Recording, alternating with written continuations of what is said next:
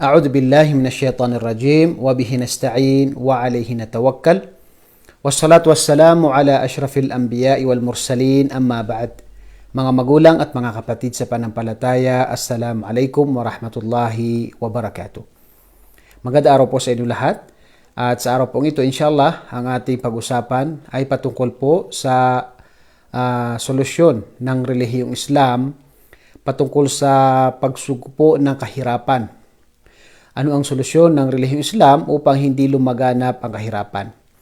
Hindi po lingid sa inyong kaalaman na ang kahirapan ay ito po ay problema ng bawat tao, problema ng mundo. Dahil kadalasan po ang kahirapan ay nagiging dahilan, o ito yung mga kadalasan, hindi naman lahat, na maraming mga krimen o mga tinatawag na gumagawa na masama at minsan ay dahil sa kahirapan ay tinatawag na mas pinipili ng tao ang makamundong bagay kaysa kanyang relihiyon. So ang relihiyong Islam po ay meron pong kumpletong pamamaraan sa lahat po ng antas ng ating pamumuhay. At ang relihiyong Islam po ay meron din pong mga solusyon upang masugpo ang kahirapan, upang hindi lumaganap ang kahirapan. At ang pinakauna na solusyon ng relihiyong Islam ay tayo ay tinatawag na maghanap buhay. Ito yung pinakauna. Tayo ay maghanap buhay dahil ang relihiyong Islam ay tinuruan tayo na hindi umasa sa ibang tao. Kaya nga sinabi sa Banal na Quran, فَإِذَا قُضِيَتِ الصَّلَاةُ فَانْتَشِرُوا فِي الْأَرْضِ وَابْتَغُوا مِنْ فَضْلِ اللَّهِ وَاذْكُرُوا اللَّهَ كَثِيرًا لَعَلَّكُمْ تُفْلِحُونَ. Suratul Jumu'ah. Sinabi ng Allah na kapag kayo ay natapos sa inyong salah, tayo ay nakatapos ng ating salah, ay fantashiru, magkawatak-watak kayo sa lupa ng Allah subhanahu wa ta'ala para maghanap ng tinatawag na inyong ikakabuhay, yung trabaho. Maghanap buhay ang bawat isa sa inyo. So hindi po ibig sabihin na ang relihiyong Islam ay puro lang ito tinatawag na pagsamba. Dahil ang paghahanap buhay sa Islam ay ito rin ay pagsamba. So isa po sa turo sa atin ng Islam na solusyon upang masugpo ang kahirapan ay maghanap buhay tayo at mag-aral, magsaliksik, alamin mo ang pamamaraan upang ikaw ay tinatawag na makapaghanap buhay. At dito makikita natin na sinabi sa hadith ni Propeta sallallahu alaihi wasallam na mas mainam, sabi ng Propeta sallallahu alaihi wasallam, na ang isa sa inyo ay kumuha ng kanyang tali at siya ay pumunta sa tinatawag na bukid at kumuha siya ng mga kahoy na panggatong at ito ay ibili niya sa ibenta niya sa mga tao. Mas mainam sa kanya ang bagay na ito na dito siya kukuha ng kanyang pagkain kaysa siya ay manghingi sa mga tao. Ito po ay nabanggit sa hadith ni Imam Bukhari. So tinuturuan tayo ng Islam na tayo ay tinatawag na maghanap buhay sa ating sariling kamay. At ganoon din na nabanggit sa hadith ni Imam Bukhari na isa sa gawain ni Propeta Daud alayhis salam na hindi siya kumakain maliban lamang sa kanyang pinaghirapan. So isa po sa turo sa atin ng Islam, tayo ay mag-aral, tayo ay magsaliksik, tayo ay tinatawag na humanap ng paraan upang tayo ay mabuhay. Kaya nga, isa sa pinakamagandang halimbawa sa bagay na ito ay nung naghijra ang Propeta sallallahu alaihi wasallam mula Makkah papunta ng Madina. Ang mga sahaba ng Propeta sallallahu alaihi wasallam, iniwan nila ang Makkah. Nandoon ang lahat ng kanilang kayamanan. Halos lahat sila ay naghijra, nag-emigrate papunta ng tinatawag na Madina na wala silang nadalang kahit anong mga kayamanan. Dito makikita natin ang kahirapan dahil dumating sila sa Madina na walang-wala talaga. Subhanallah. Pero pagdating nila doon, ang unang ginawa ng Propeta sallallahu alaihi wasallam ay ginawa niyang magkakapatid ang mga muhajirin at saka mga ansar. Mga muhajirin na galing Makkah at saka yung mga ansar na sila ang tumulong kay Propeta sallallahu alaihi wasallam na sila ang sa Madina.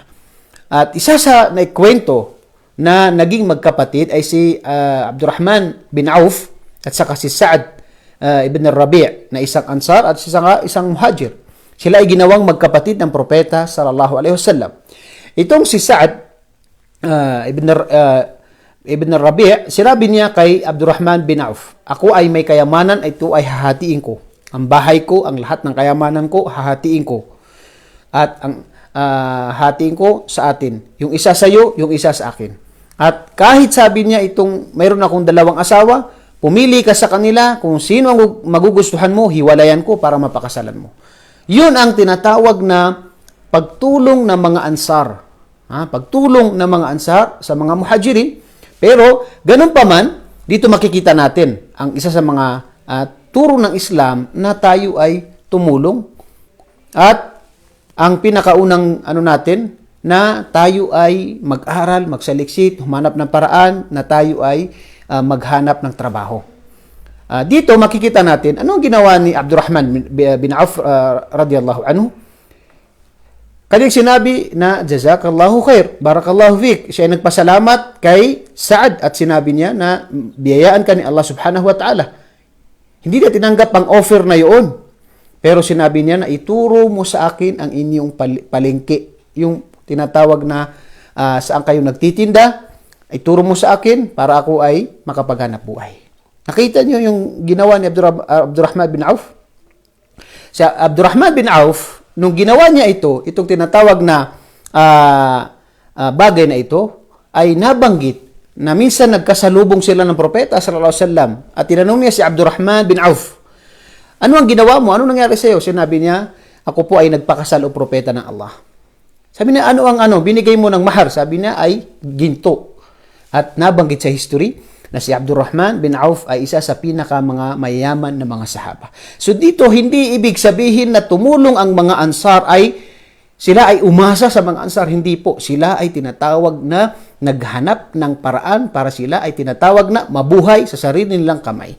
So hindi po sa relihiyong Islam ay itinuturo yung tinatawag na pag-asa lamang sa mga tao. Tulad sa panahon napapanahon natin ngayon, no? Marami po reklamo sa gobyerno, reklamo sa ayuda o ano pang mga reklamo pero hindi nagtatrabaho. Wala pong masama kung sinubukan natin magtrabaho pero kung wala namang mahanap na trabaho, walang mahanap na diskarte na iba't ibang uri na sinubukan mo, alhamdulillah, wala tayong magawa doon. Ito ay nakatadhana. Pero kung ang tanong natin, tayo ba ay sumubok na magtrabaho? Sumubok na maghanap buhay? Hindi natin sinubukan. Puro na lang kadalasan ay reklamo sa mga ayuda o ano paman. So dito, ang relihiyong Islam ay unang-unang step na inaano sa atin, tinuturo sa atin ay tayo ay magsaliksik, magtulungan at tinatawag na maghanap ng paraan para tayo ay mabuhay sa sarili nating kamay. At ipinagbawal sa relihiyong Islam ang tinatawag na paghihingi sa mga tao ng tinatawag na upang ikaw ay magparami ng kayamanan. Kasi sinabi sa hadith ni Imam Muslim na man sa'alan nasa amwalahum takathuran fa innama yas'alu jamran. Subhanallah. Sino man, sabi ng propeta sallallahu alaihi wasallam na siya ay nangihingi ng pera sa mga tao para magparami ng kayamanan, hindi dahil sa kanyang pangangailangan, ay tunay na para siya nag-iipon ng apoy sa impyerno. Subhanallah. Ito ay parusa sa kanya dahil sa paghihingi ng hindi niya pangangailangan. So dito makikita natin, una, ang turo sa atin ng Islam, tayo ay tinatawag na maghanap ng paraan. Kaya nga sinabi nila, ito ay naalala ko na ito ay kasabihan ng mga Chinese na wag mong bigyan ang tao ng isda bagkus turuan mo siya ng paano mamingwit ng isda, paano makakuha ng isda. So dito makikita natin na tinuturo ng Islam na hindi lamang yung tinatawag na tayo ay tinatawag na maghanap buhay bagkus tulungan natin ang kapatid na mabuhay niya ang kanyang sarili. Kaya po itinuturo sa relihiyong Islam ang tinatawag na pagsasaliksik ng kaalaman. Yan ay isa sa mga obligasyon ng isang mananampalataya na hindi po siya mangmang. Hindi lang sa tinatawag na kanyang relihiyon, kundi hindi siya maging mangmang sa ibang mga tinatawag na mga bagay-bagay din. Kaya nga sa ibang hadith, sinabi ng propeta sallallahu alaihi wasallam, al-mu'minul qawi khairum minal mu'minid da'if. Ang isang mu'min na mananampalataya na siya ay malakas ang kanyang iman, malakas ang tinatawag na kaalaman, mas mayaman, mas malakas, ay mas mabuti kaysa isang mu'min na tinatawag na mahina. Pero sila ay mabuti dahil sila ay mananampalataya, pero mas mainam itong tinatawag na mas malakas ang kanyang iman, pananampalataya, yung kayamanan niya, yung kaalaman niya. Okay, so yan po ang pinakauna. Pangalawa, na solusyon ng relihiyong Islam sa kahirapan upang hindi lumaganap ang kahirapan ay ang tinatawag na zakah. At wala po tayong makikita sa ganitong bagay maliban sa relihiyong Islam. Ang zakah ay 2.5% na kukunin sa obligado na kunin sa mga mayayaman na ibibigay sa mga mahihirap. Mayroon po ito sa ibang mga relihiyon, pero ito po yung tinatawag nila mga abuloy. Na ito ay napupunta lamang sa mga tinatawag na mga ngaral. Kaya makikita natin sa ibang mga relihiyon, ibang mga sekta ng mga relihiyon, ay ang makikita mo na yung mayaman ay yung pinuno nila. May mga sariling mga palasyo, sariling eroplano, sariling helicopter o ganyan. Dahil yung abuloy na ito, yung mga tulong na ito ay napupunta lamang sa mga ngaral. Sa relihiyong Islam po, ay sinabi po na ang tutulungan ay yung tinatawag na kukunin ang kayamanan doon sa mayaman at ibibigay sa mahirap. Okay? So napakaganda po ng turo ng Islam. Kung gagawin lamang po ito ng bawat lugar ng mga Muslim, ay siguro ay hindi po lalaganap ang kahirapan. 2.5% obligatory po yan sa bawat Muslim na may kakayahan na kunin sa kanya itong 2.5% na kayamanan na ibibigay sa mga mahihirap. Ibibigay sa mga mahihirap. So napakaganda po ito. Sinabi ng Allah, innamas sadaqatu lil fuqara wal masakin wal 'amilina 'alayha wal mu'allafati qulubuhum wa fir riqab ila akhir al-aya, suratul Taubah. Nabanggit dito yung mga bibigyan ng zakah. So ito pong zakah ito po ay karapatan ng gobyerno, ng Islamic government na kukunin nila ito sa bawat Muslim na mayaman. Bawat Muslim na mayaman. Hindi po yung mahirap. Bawat Muslim na mayaman na 2.5% sa kanilang kayamanan taon-taon ito. Na ito ay ibibigay sa mga mahihirap. Ibibigay po ito sa mahihirap. So dito po, isa po ito sa solusyon na kung isa sa buhay lamang po ito na bawat lugar ng mga Muslim, ilan na mga Muslim na mayayaman, pero la hawla wala quwata illa billah, hindi sila nagbibigay ng kanilang zakah. So dito, alhamdulillah, isa po sa solusyon ng Islam ay yung tinatawag na zakah. Isa po ito sa makikita natin na wala po tayong makikita sa ibang tinatawag na relihiyon na tinuturo ang mga ganito, kundi karamihan po makikita natin ang kumukuha lamang ng kayamanan ay yung mga ngaral. Pero sa relihiyong Islam po, ang mga mahihirap po ang bibigyan. Sino po yung mahihirap? Karamihan po sa mayroon pong stage ang mahihirap. Mayroong fakir at saka miskin.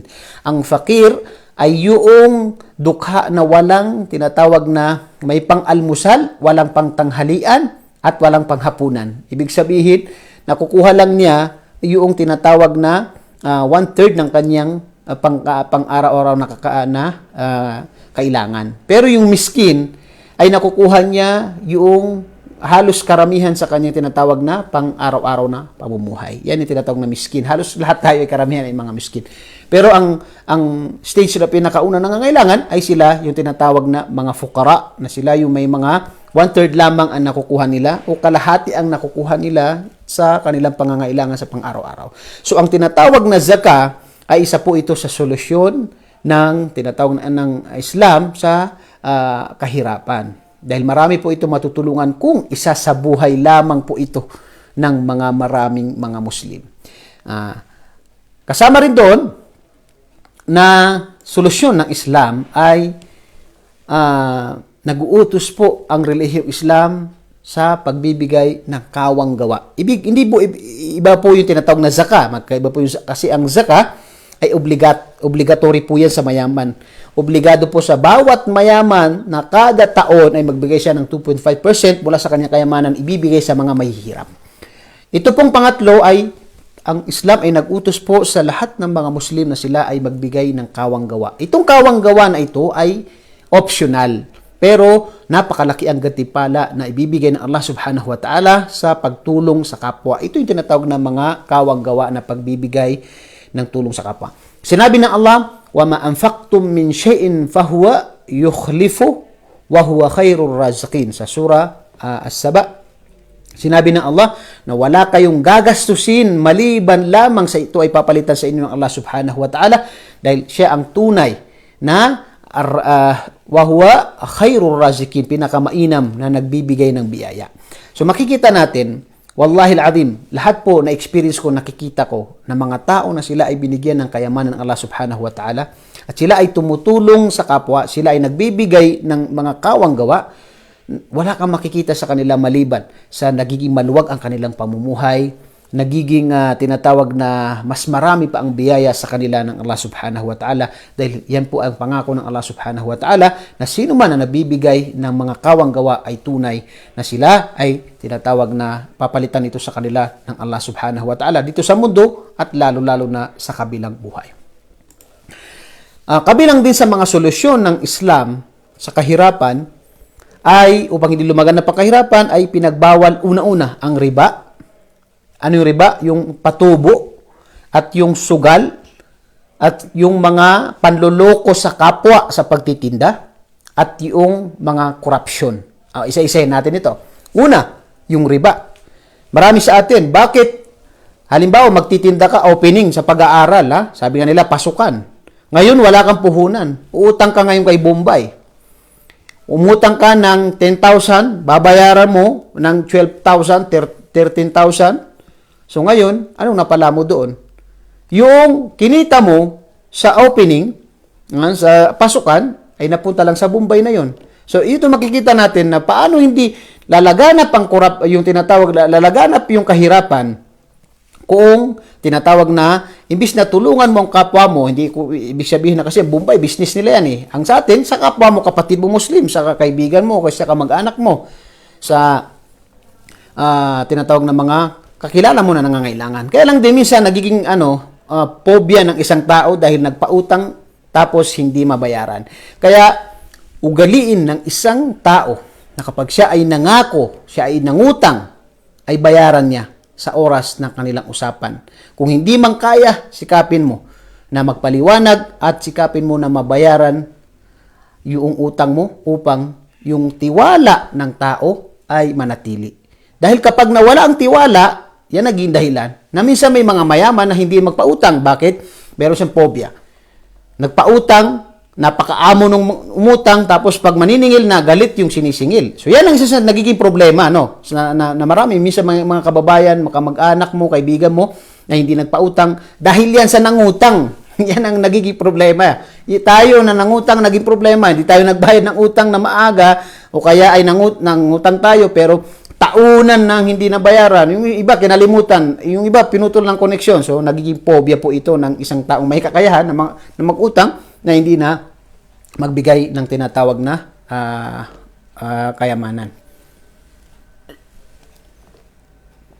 Kanan, ito po ang kanan ko, baka po nakikita niyo sa video, kaliwa. Ito po kanan ko po ito, pero naka-front ano po ito. Okay. Ganun din, syempre, yung kimar, yung sugal. Marami pong sugalor. Na may kakilala, marami akong kakilala na mashallah, yung pag dumating yung tinatawag na pasukan, syempre sa December din, dahil sila ay nagtitinda, normal po, hindi po haram. Kung ikaw ay nagtitinda, mayroong pwesto at dumating ang December, maraming bumibili sa'yo, wala pong haram doon. Ang haram na ipinagbawal natin mga ulama, ay yung magbenta ka ng mga turutot o yung mga special lamang na ginagamit nila doon sa kanilang tinatawag na pagdiriwang sa kanilang tinatawag na kaarawan ni Jesus alayhisalam na kanilang ipinagdiriwang. Yun po ang pinagbabawal. Pero kung ikaw may tindahan, may mga sapatos, ano man doon, ikaw nagtitinda ng may mga pwesto doon, wala po masama doon. So dito makikita natin yung tinatawag na yung sugal. Marami akong kakilala, nagtinda, after ng December, after ng pasukan, mashallah ang kanilang kita. Pero, tumaya, nagsugal, ubos ang pera. Yan ay pinagbabawal ng relihiyong Islam. Marami pong yan nakasanayan ng mga tao na tinatawag na ginagawa ng ibang mga tao na yan po ay pinagbabawal sa Islam. Naging dahilan din po yan ng kahirapan dahil yung tao na may kinita, pero binuhos niya lahat doon, naubos. Kasama rin doon, ang tinatawag na pagbabawal sa panluloko sa kapwa. Marami po yan sa mga nagtitinda, sa trabaho, pagtanggap ng mga tinatawag na suhol, yung mga iba't ibang Kasi halimbawa lang magtatrabaho ka. Qualified ka naman, pero kailangan mo magbayad, magpupulis ka, may 500,000. Saan mo kukunin ng 500,000 na yun? Nakahirap-hirap ng buhay, ano ka pa ng 500,000 pangsuhol mo, ha? Pangsuhol mo dun sa pang-applyan mo. So 500,000 na yun, kung ikaw ay tinatawag na makapasok sa trabaho, ilang taong babayaran yun? So kaya iba nangungurap o ibang katulad din sa mga opisina sa hindi naman lahat, pero kahit sa mga lugar ng mga Muslim, sa BARM, meron din yan. Sana ito'y mabigyan ng tinatawag ng solusyon ng ating BARM government. Ito yung mag-apply ka ng teacher, kumukuha ng 300,000, 400,000, marami po yan. So yan po ay tinatawag na pag naging teacher ang tao, syempre kaya nga naghanap ng trabaho para mabuhay, pero yung 300,000 na inutang o 400,000 na naghanap ng mautangan, pag naging teacher ang tao, saan niya kukunin yun? So yun na yung tinatawag na ikasama sa mga kahirapan itong corruption na ito.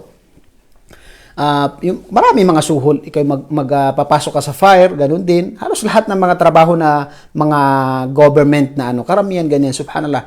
Matakot tayo kay Allah subhanahu wa ta'ala. Ito ay malaking kasalanan kay Allah subhanahu wa ta'ala, itong mga suhol na ito na tinatanggap. Na hindi naman ito hinihingi ng government, kundi ito ay pinapakinabangan lang ng mga ibang mga official, subhanallah. Kasama rin doon yung tinatawag na corruption. Ipinagbabawal yung corruption. Marami po yung corruption sa ating government. Ang governor halimbawa, kasama dyan mayor, pati yung tinatawag na chairman, maraming tulong na galing sa national o galing sa pero subhanallah, hindi na ibibigay sa tama. So ito po ay tinatawag na dapat bigyan ng pansin ng bawat tao kasi itong tinatawag na isa po sa mga makakasilong sa silungan ng Allah subhanahu wa ta'ala. Sa araw ng paghukom na wala na makakasilong maliban sa gustuhin ng Allah subhanahu wa ta'ala. Dalawang masilungan, maliban sa silungan ng Allah, ay kasama sa makakasilong doon yung pinuno na naging makatarungan sa mga tao. Kasama doon sa makakasilong. Pero, ang mga tao na hindi sila naging makatarungan, lalo na yung mga binuto ng mga tao na binuto ng mga tao pinili dahil sila pinagkatiwalaan pero kinain nila ang pera ng kaban ng bayan, yan po ay malaking kasalanan sa Islam. At kabilang sa mga kasalanan na banggit na sinabi sa hadith ni Propeta sallallahu alaihi wasallam na hindi tatanggapin ang isa sa mga dua o yung panalangin ng tao kapag siya ay yung pagkain niya ay galing sa haram. At ganoon din na ang tinatawag na laman ng tao sa isang hadith na ito ay kumain. Ang laman na ito ay nabuhay. Itong laman natin nabuhay sa pagkaing haram ay tinatawag na ang nabanggit sa hadith ay an-naru awla. Ang impyerno ay mas mauna sa kanya. Ibig sabihin ay yung parusa ng Allah subhanahu wa ta'ala sa kanya.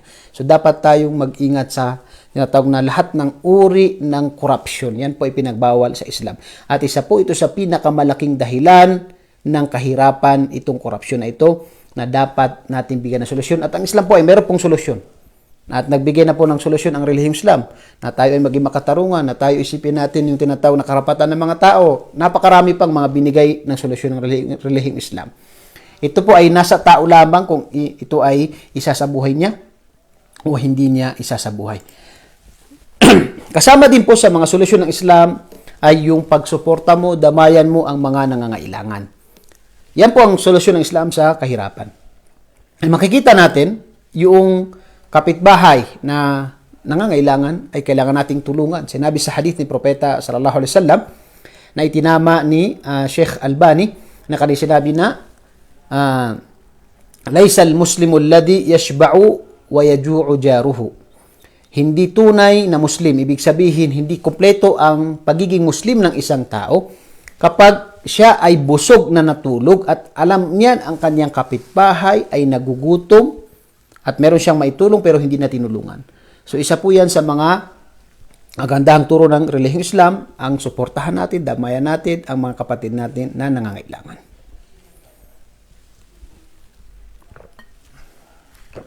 Kasama rin doon yung pagtulong sa mga ulila. Karamihan po kasi kapag namatay ang tatay, naging ulila yung mga anak, so dito po ay mahirap yung sitwasyon ng tinatawag na babaeng na biyuda. At dito po, ang sinabi sa hadith ni Propeta sallallahu alaihi wasallam, ana wa kafilul yatim fil jannati hakadha. Subhanallah.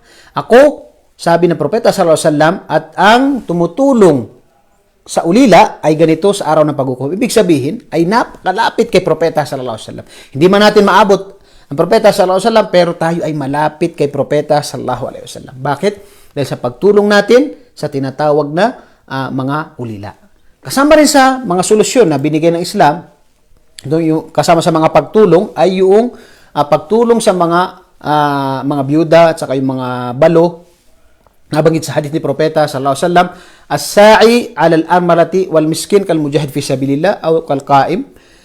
Itong hadith na nabanggit sa hadith ni Imam Muslim at Imam Bukhari, na sinabi ng Propeta sallallahu alaihi wasallam na sino man ang tumulong sa isang tinatawag na babae na namatay ang kanyang asawa at meron siyang mga pangangailangan tulad ng meron siyang mga anak, meron silang pangangailangan, mahirap ang kanilang sitwasyon, ay parang, yung pagtulong sa kanila, ay para kang tinatawag na nakikipaglaban sa landas ni Allah, o kaya ay para kang nagsasala sa buong gabi, araw-araw na yun, at ganun din na para kang nag-aayuno sa umaga ng araw-araw. So yan po ang gantimpala sa pagtulong sa mga tinatawag na mga nabiyuda, na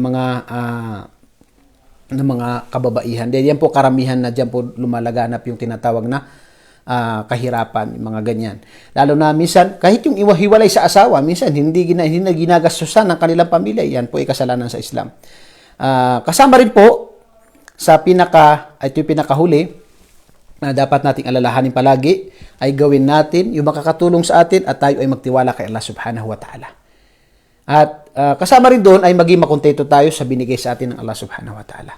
Minsan po, akala natin mahirap tayo, pero hindi lang po tayo makontento. Yan po ang karamihan. Sinabi sa hadith ni Propeta sallallahu alaihi wasallam, sino man nagising sa umaga at meron siyang pagkain, malusog ang kanyang pangangatawan, at yung tinatawag na siya ay ligtas at ang kanyang pamilya ay ligtas, ay parang binigay sa kanya ang biyaya dito sa mundo. So minsan po, marami po tayong hindi po tayo mahirap, pero ang akala lang natin hindi tayo mahirap dahil hindi tayo kontento sa meron sa atin. Makikita natin na meron naman tayong pagkain na pang araw-araw, meron tayong bahay, maliit, kahit maliit, o meron tayong minsan may motor, may alhamdulillah. Pero ang iniisip pa rin kasi kapag hindi tayo nakontento, yan, naging dahilan na para mong iniisip na ikaw isang mahirap. So yan po ay isa sa mga dapat nating bigyan ng pansin, na dapat maging makontento tayo sa binigay sa atin ng Allah subhanahu wa ta'ala. At gawin natin ang makakatulong sa atin at tayo magtiwala kay Allah. Bakit kailangan magtiwala kay Allah? Dahil siya ang may hawak sa lahat ng bagay. Ang ating tinatawag na pang-araw-araw na pamumuhay, yung kayamanan, kahirapan, yan ay nasa hawak ng Allah subhanahu wa ta'ala. Wala po tayong kakayahan. Tayo gagawin lang natin kung ano ang tinatawag na kaya natin, pero ang tanging may hawak sa lahat ng bagay ay ang Allah subhanahu wa ta'ala. Bakit marami pong nagpapakamatay dahil sa tinatawag na kahirapan minsan, dahil sa mga problema, dahil nawawala sa kanila yung kanilang paniniwala kay Allah, yung paniniwala nila sa Diyos, paniniwala nila kay Allah subhanahu wa ta'ala, at yung pagtitiwala nila kay Allah subhanahu wa ta'ala. Sinabi sa hadith ni Propeta sallallahu alaihi wasallam, "Law annakum tatawakkaluna 'ala Allah haqqa tawakkuli la razaqakum kama yarzuqut tayr taghdu khimasan wa taruhu bitanan." Ito ay nabanggit sa hadith ni Imam Tirmidhi, na sinabi ng Propeta sallallahu alaihi wasallam na kung tunay lang kayong magtitiwala kay Allah subhanahu wa ta'ala ng tunay na pagtitiwala, ay kayo ay bibigyan ng biyaya ng Allah subhanahu wa ta'ala ng katulad ng binibigay na biyaya ng Allah subhanahu wa ta'ala sa mga ibon. Ano itong mga ibon? Ang ibon, sinabi sa hadith, sila ay umaalis mula sa kanilang bahay at bumabalik na sila ay busog. Sila ay naglalakbay ng mga malayong mga lugar, mga puno, lupa, tubig, saan sila naglalakbay para maghanap buhay. So dito makikita natin, gawin natin yung makakatulong sa atin. Ang ibon ay hindi naman siya tinatawag na pwedeng doon lang sa kanyang bahay at may mahuhulog doon na pagkain. Kaya gawin natin ang makakatulong sa atin. Yun ang makikita natin sa hadith na sinabi ng Propeta sallallahu alaihi wasallam, ang ibon, siya ay naglalakbay ng malalayong lugar. Minsan may mga panganib pa na maaring mangyari sa kanya, pero naglalakbay para maghanap buhay. At ganoon nga, pagbalik niya, siya ay busog dahil siya ay biniyayaan ng Allah subhanahu wa ta'ala. At ganoon tayo na dapat magtiwala kay Allah subhanahu wa ta'ala. tayo ay gawin natin na makakatulong sa atin at tayo magtiwala kay Allah subhanahu wa ta'ala dahil siya lang ang may kakayahan na magbigay sa atin ng lahat ng ating pangangailangan. Yan po ang kulang sa ibang mga hindi mananampalataya.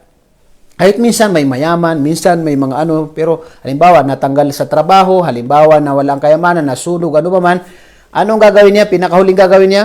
Magpapakamatay. Bakit? Dahil wala siyang tiwala kay Allah subhanahu wa ta'ala, wala siyang paniniwala at yung tinatawag na kaya napaka mahalaga ito, yung tinatawag na paniniwala sa yung tinatawag na qadr o yung tinatawag itinadhana sa atin ng Allah subhanahu wa ta'ala. Dapat palagi nating alamin na ano man ang mangyari sa atin, ito ay nakatadhana na. Ito ay nakatadhana sa bawat tao kung ano man ang mangyari sa kanya. Pero inutos sa atin ng Islam na gawin natin ang makakatulong sa atin at paniwalaan natin ang qadr. Dahil ang Allah subhanahu wa ta'ala ang tunay na nakakaalam sa lahat ng ating sitwasyon. Maring ang tao ay sinubukan ng Allah subhanahu wa ta'ala upang siya ay magbalik loob kay Allah, upang ito ay siya ay patawarin ng Allah at upang mas bigyan pa siya ng mas maraming biyaya. So hindi po natin alam yung tinatawag na mangyayari sa hinaharap. At tanging Allah subhanahu wa ta'ala nakakaalam sa bagay na yan. Kaya bilang panghuli, ang maipapayo ko po sa atin sa lahat na ay tinatawag na gawin natin ang makakatulong sa atin at magtiwala tayo kay Allah subhanahu wa ta'ala dahil yan po ang tunay na paniniwala ng isang tunay na mananampalataya na ano man ang ginagawa niya ay hindi ito kapangyarihan niya o lakas niya o galing niya, bagkus ito ay tulong sa atin ng Allah subhanahu wa ta'ala. Sana po nakapulot tayo ng aral sa araw na ito. Assalamualaikum warahmatullahi wabarakatuh. Lahat po ng mga nagbati sa inyo ng assalamualaikum, waalaikumsalam warahmatullahi wabarakatuh. Nawa po gatipalaan kayo ng Allah at nawa po ay maisabuhay natin itong mga pinag-aral natin. Sa muli, ako po ay nagpapaalam. Assalamualaikum warahmatullahi wabarakatuh.